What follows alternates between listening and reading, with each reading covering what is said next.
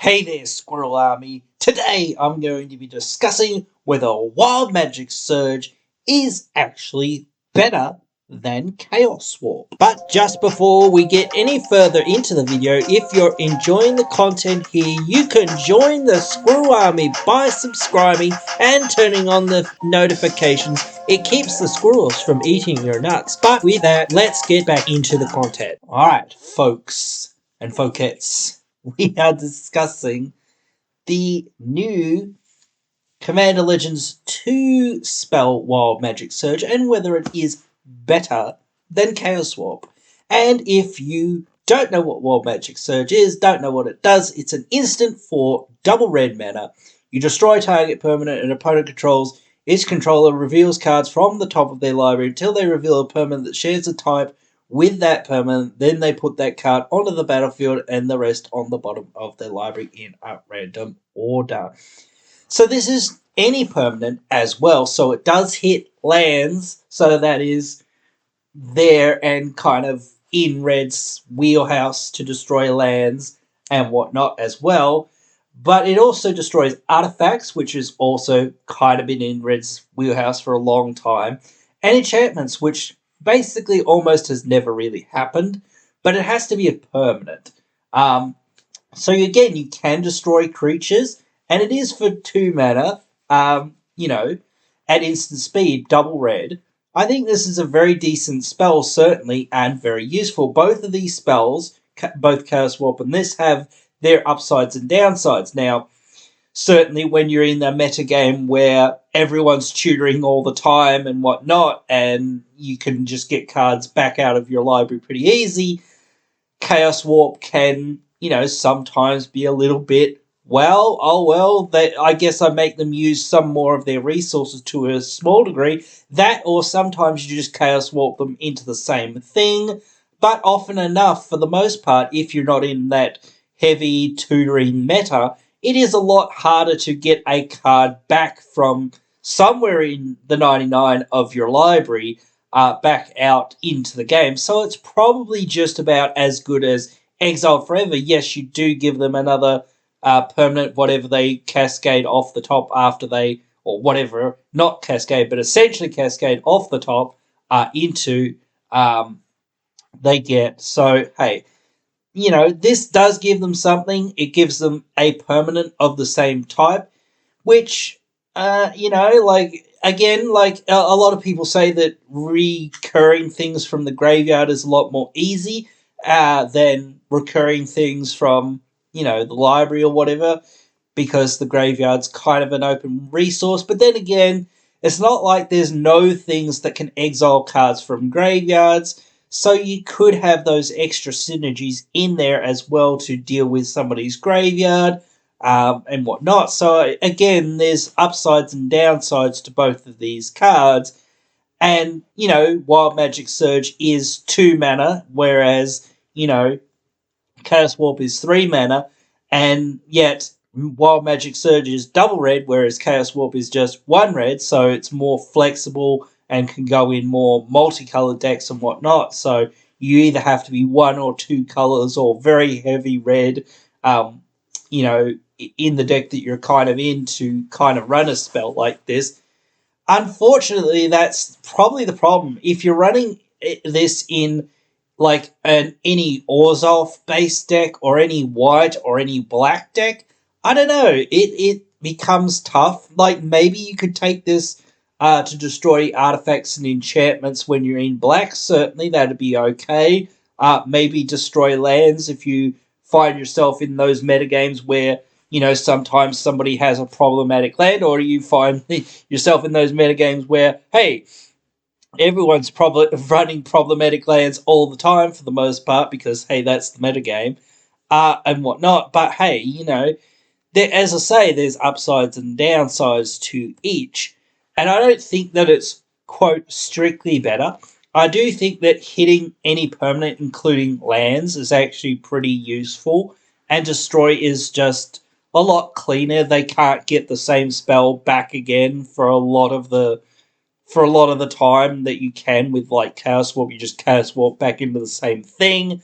It's like, oh, well, kind of just a 3-mana fog kind of thing and untap it at that point, or whatever. Or it's just well, I slowed you down by 1 turn, or maybe I didn't, sort of thing. Or again, if you're in that meta where it's like, well, I'll just tutor for it again and put it back in my hand and then cast it again, then you're in that problem again of being like, well, I tried, but they just tutored for it again, even though they didn't get it. Or they could have got the tutor off the top after they chaos swapped. So then they're just like, oh, cool, I'll tutor for that card that I just lost, So there's always those problems. But again, as I say, putting it in the graveyard isn't like the most optimal solution. But then again, this is still pretty darn good, I think, in comparison. Just to me, I find that graveyard recursion, especially in red, if you're just in red, would be a lot worse. And if you're in heavy red, I would find that it would be a lot worse of condition. Certainly green, white, and black have a bit of graveyard recursion. Not a huge amount. Like blue has it for artifacts to a degree as well, but not much else. Maybe some sorceries as well, but not very much like as what white sort of does and what black and green sort of do. And certainly not many sort of heavy staple cards, certainly, that are just universally sort of good or whatever. But anyway, certainly when you're in red, there's a lot less there. I think there's some stuff for artifacts, but I think that's probably about it, though there is like Past in Flames and things like that, for instance, sorcery. So again, there are some fringe exceptions and whatnot for the most part, but there's not a huge amount of those cards for the most part. So, there are a few, but not as many as what you would consider for like certain other colors anyway. So I would say again, if you do have any kind of graveyard hate in your deck, which I don't know, it's one of those things. You either pack it or don't pack it. I think it's very tough to call whether to bring that sort of stuff a lot of the time, unless it provides some other utility that you just happen to find useful anyway, or already benefits your deck anyway, and just so happens to sort of have that tacked on, and then you're like, well, if I need this to be graveyard hate, well, there it is. But if I need it to do something else or whatever, that's also there. So having those modal or optional or whatever cards are also really good. Actually, I would love to see an MDFC of like exile graveyard spell, but it's like, a tap land on the other side. Actually, I'd love it if it was colorless, but of course it probably would be black or whatever. Something like that. Something like Bojuka Bog, but also a spell on the other side where you exile someone's graveyard for a couple mana or whatever it is. That wouldn't be too bad. But anyway, back to the point here. And we're going to wrap up here. But yeah, certainly it is always debatable. But I do fall on that side of thinking this new spell is a little bit better, just due to, Wild Magic Surge being destroy and put it into the graveyard, and you have a lot more options then.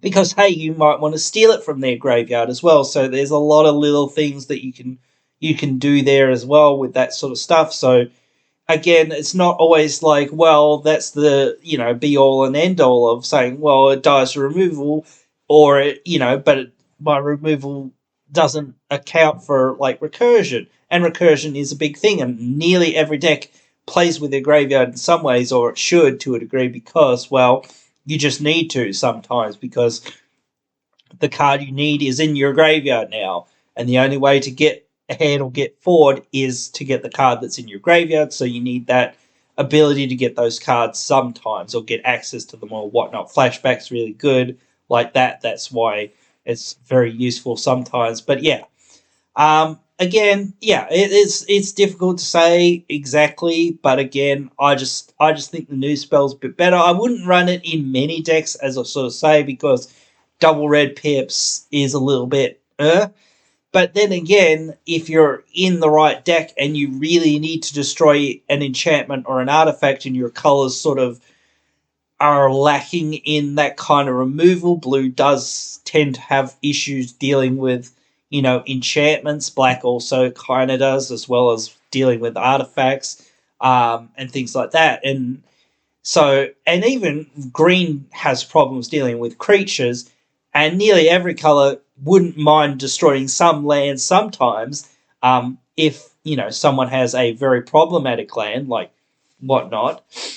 Again, so I do think that that would be worth it. Certainly Chaos Warp not being able to hit lands, eh, that's one of those things. Some people will find that, well, that's just fine or whatever.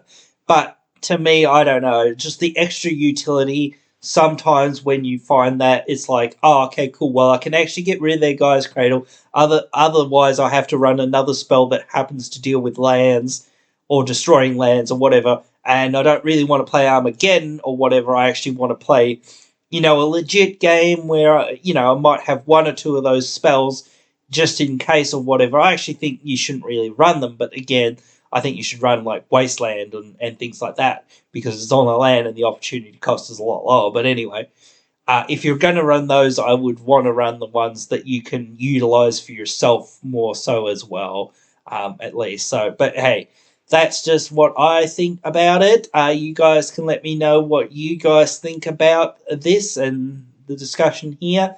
Write your thoughts down there in the comments below. As always, I will be getting back to you guys as much as I can because I love talking to you guys about all the things that we talk about here in the EDH community of the Scrawldom. But yeah, if I don't see you down there in those comments, I'll see you in the next one.